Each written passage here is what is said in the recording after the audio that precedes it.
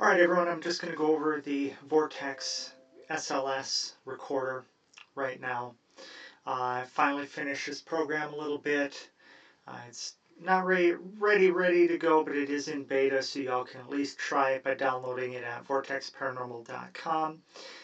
When you load up the app here, you get this window, which is your main output window, which is what you're watching me through now.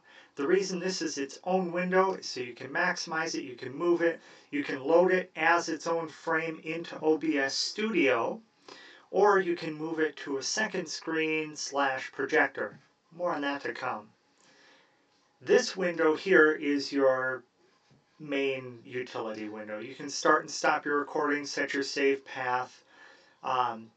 Now, this piece is actually fun, the show color feed. This turns off the background. This will be really useful for that projector thing I talked about earlier. With this off, you just get the skeleton. With this on, you get the skeleton and background context. Now, it's a small room. Let me see if I can get a skeleton to show up. Yep, there we go. So as you can see, it lays out the full green lines like we're used to. Doesn't quite know where my legs are. This is using the software development kit features, and it was all put together in Visual Studio using the SDK itself.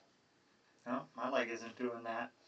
So whatever you're seeing here is exactly what the Kinect does no matter what.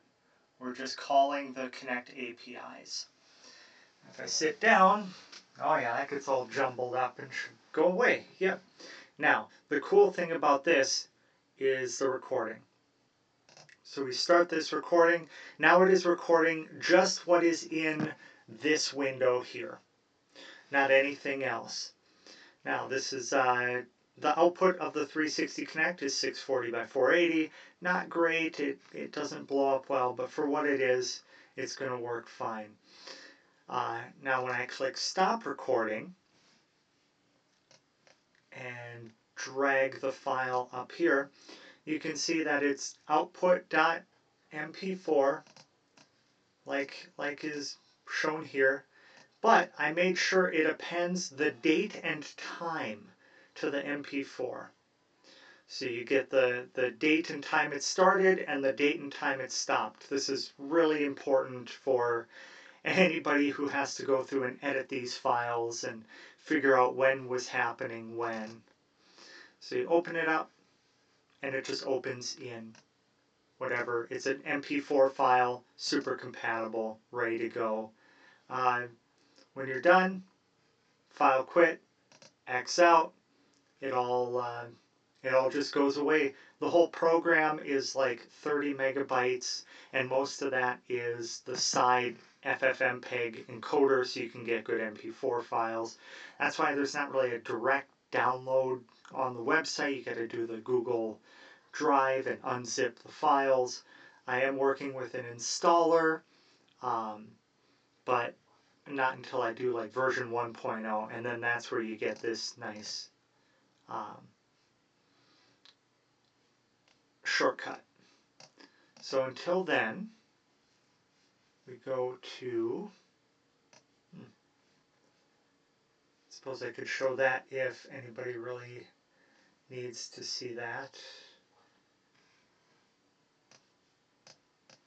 I'll bring that up here.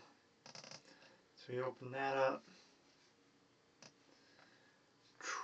And this is where you're, when you download the zip, you'll get the zip here. Extract all these into the same thing and then just double click the exe and away you go. Alright, that should be enough for this video. If anybody has any trouble, let me know. It does require the Kinect 1.8 SDK to be installed along with all the drivers, and everything's got to be plugged in. You know, your Kinect's got to be plugged in, all of that, and it's a Windows thing. So no Linux users yet. Yeah, Let me know what you think, if there's anything that could be added. I am working on getting audio right from the Kinect as well. So right now it's some silent films. But in fact, this audio is what's being recorded directly from the Kinect. So I don't know how this is going to sound, but we'll see. See ya.